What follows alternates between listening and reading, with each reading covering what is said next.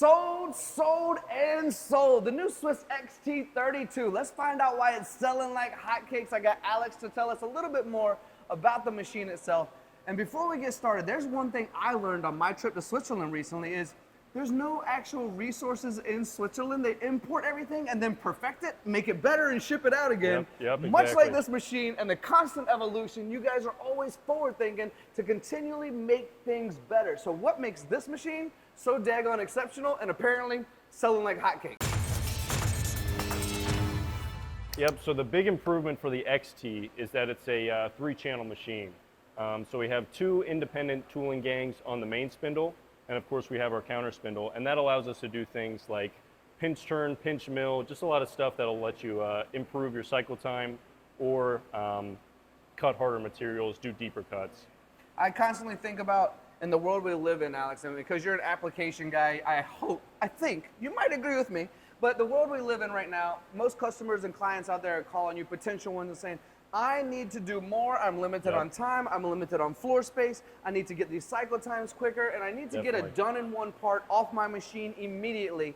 Everything you just described in here allows me to do more faster inside of this one machine. Yep, so it's definitely a lot of cycle time improvements, a lot of cutting harder materials, cutting aerospace materials, which is a big industry in the United States, as we know. Another huge improvement here is on the counter spindle, the counter working station. We have 2 live tool motors there, 1 axial and 1 radial, and that'll just let you do a lot of operations on that counter spindle. Of course, on all Tornos machines, we don't have a sub spindle. Both spindles have the same horsepower, so you're not going to be limited when you swap over to the backside at all.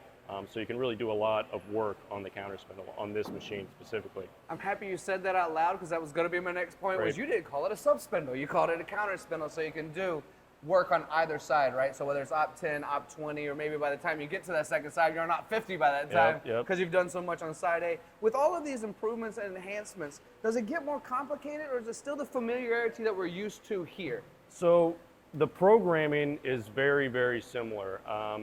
In my opinion, it's not a huge leap from 2-channel programming. If you know weight codes, you can program on 3 channels pretty easily because a lot of times, unless you're doing a lot of complicated pinch milling and pinch turning, the 2 gangs on the main spindle are both waiting for each other, right?